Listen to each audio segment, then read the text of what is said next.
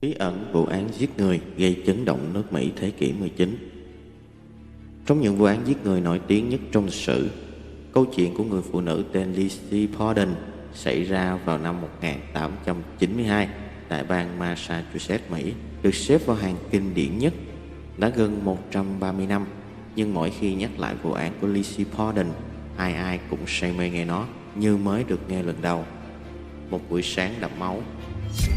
Lizzie Borden sinh ngày 19 tháng 7 năm 1860 tại Fall River, tiểu bang Massachusetts, Mỹ. Mẹ ruột của cô và Sarah đã qua đời khi Lizzie còn rất nhỏ.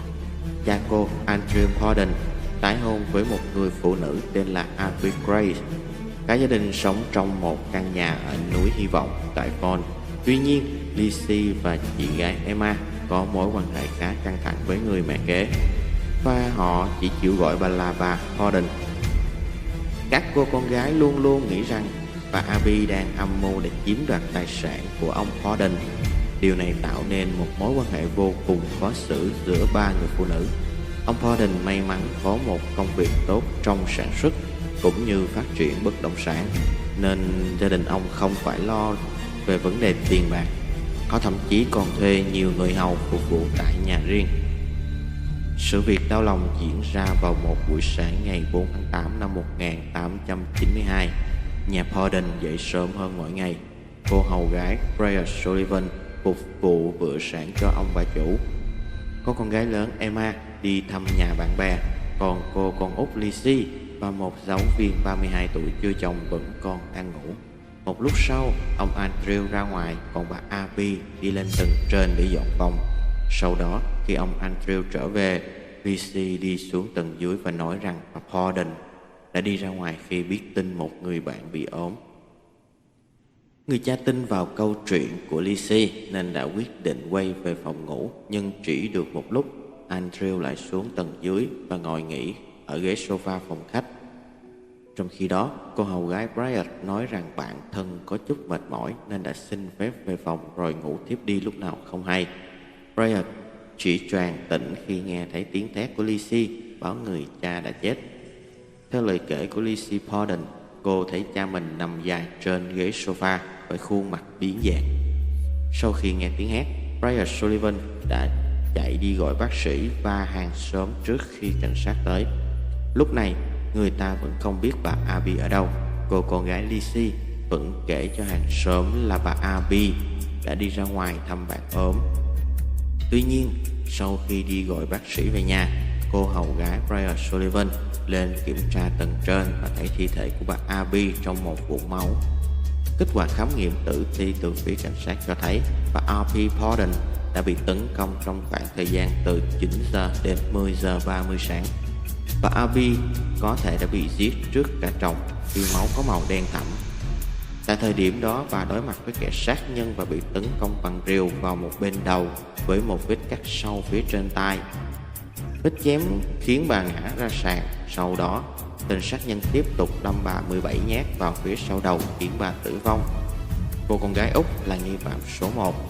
Ban đầu khi vụ án xảy ra, chị gái Emma đã đi ra khỏi thị trấn, vì vậy cô được loại trừ khỏi danh sách nghi phạm. Do đó, người tình nghi số 1 chính là cô con gái Lizzie, nhưng cảnh sát vẫn không thể bắt giữ cô. Không chỉ vậy, khi vụ án trở nên nổi tiếng, có rất nhiều người nghi ngờ rằng Lizzie chính là kẻ đã sát hại cha mẹ mình. Hành động của cô trong những ngày tiếp theo khiến người ta càng nghi ngờ về sự vô tội của cô. Trước hết, Lizzie đã thay đổi lời khai về hành động của mình trong khoảng thời gian vụ án diễn ra rất nhiều lần. Hầu hết các điều tra viên tham gia lấy lời khai của Lizzie đều nói rằng họ rất không thích thái độ của cô. Theo như cảnh sát và hàng xóm nói lại thì khi cha cô chết, cô không hề tỏ vẻ buồn bã hay đau đớn gì. Họ cho rằng cô quá bình tĩnh và thản nhiên trước cái chết của cha mẹ. Vụ giết người này lại không có dấu hiệu gì cho thấy kẻ giết người đột nhập từ ngoài vào. Hơn nữa, người ta nghi ngờ Lizzie là thủ phạm bởi vì tại thời điểm vụ án xảy ra, chỉ có Lizzie và cha mẹ cô ở nhà. Một số hành động khác thường của Lizzie khiến ai cũng đặt ra nghi vấn. Lizzie khai báo với cảnh sát rằng cô đã đốt một chiếc váy có vết bẩn của mình. Tuy nhiên, Điều đáng ngờ ở đây là thời gian đốt chiếc váy diễn ra chỉ trong vài ngày sau khi vụ giết người xảy ra. Đây là lý do tại sao các công tố viên lập luận rằng chiếc váy bị dính máu, và đó là lý do Lizzie đã đốt nó để phá hủy bằng chứng. Cuối cùng, dưới nhiều bằng chứng khó mà biện minh như vậy, Lizzie Borden phải ra hầu tòa. Lizzie bị truy tố vào ngày 2 tháng 12 năm 1892. Phiên tòa xét xử Lizzie Borden kéo dài 14 ngày, và đó là chuỗi ngày truyền thông nước Mỹ trở nên sôi sục hơn bao giờ hết. Các buổi xét xử thu hút vô số người dân cũng như phóng viên từ ngày này qua ngày khác. Mặc dù Lizzie quyết định không đứng lên trong suốt buổi xét xử, nhưng cô ta luôn được ống kính của các phóng viên chỉ vào. Tại phiên tòa, luật sư của Lizzie đã cho rằng với vết thương nghiêm trọng như vậy thì chắc chắn người của cô sẽ dính rất là nhiều máu. Nhưng tại hiện trường, người Lizzie vô cùng sạch sẽ. Thậm chí người luật sư cũng đưa ra nhân chứng nhìn thấy Lizzie bên trong nhà kho vào thời điểm vụ án xảy ra. Anh ta cũng cho rằng việc Lizzie đi mua thuốc độc tại hàng thuốc cũng không chứng minh được điều gì về động cơ giết người của Lizzie. Ngày 19 tháng 6, Lizzie được tuyên bố vô tội. Sau khi được trả tự do, Lizzie và Emma thừa kế tài sản của người cha và mua cho mình một căn biệt thự tại River Falls.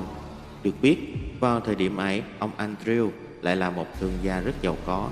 Không chỉ là chủ sở hữu của nhiều nhà máy dệt, ông ta còn là CEO của một công ty ủy thác và ký gửi an toàn Dover, đồng thời là chủ tịch của một ngân hàng Union Savings danh tiếng. Sau khi ông ta chết, tài sản của ông ta được định giá là có giá trị khoảng 300.000 USD. Việc bà Abby chết trước ông Andrew cũng khiến cho tổng tài sản riêng của bà sẽ thuộc về chồng, và sau đấy thì tất cả sẽ được chuyển giao cho các con của ông ta. Mặc dù phải trả một khoản bồi thường để giải quyết khiếu nại bên phía gia đình bà Abby, nhưng Lizzie vẫn nhận được số tiền rất lớn, kèm theo một số tiền khoảng 500.000 USD trước đó, khi cô ta bán lại căn nhà cho bà Sarah Borden, mẹ ruột cô ta từng ở cho ông Andrew. Mặc dù thực tế thì trước đó cặp chị em Lizzie và Emma chỉ mua căn nhà này từ ông ta với giá 1 USD, vẫn là bí ẩn. Đến tận bây giờ, vụ giết người vẫn là một bí ẩn. Rất nhiều cuốn sách, bài báo đã viết để đặt giả thuyết về vụ án này. Đôi khi, những kẻ giết người được cho là Brian Sullivan, Emma Borden. Nhiều người cho rằng đứa con riêng của ông, William, là kẻ đã giết người, còn Lizzie và Emma đã tìm cách che đậy cho anh ta. Một người bị cáo buộc có thể giết người, đó chính là chị Emma Borden. Theo nhiều giả thuyết cho rằng cô đã tạo bằng chứng ngoại phạm giả cho mình. Cô đã có thể quay lại Fall River để giết người, sau đó lại đến Fairhaven để nhận điện tín từ bác sĩ Bowen. Nhưng tất cả chỉ là giả thuyết và không ai trong Emma và Lizzie nói thêm về vụ giết người nữa.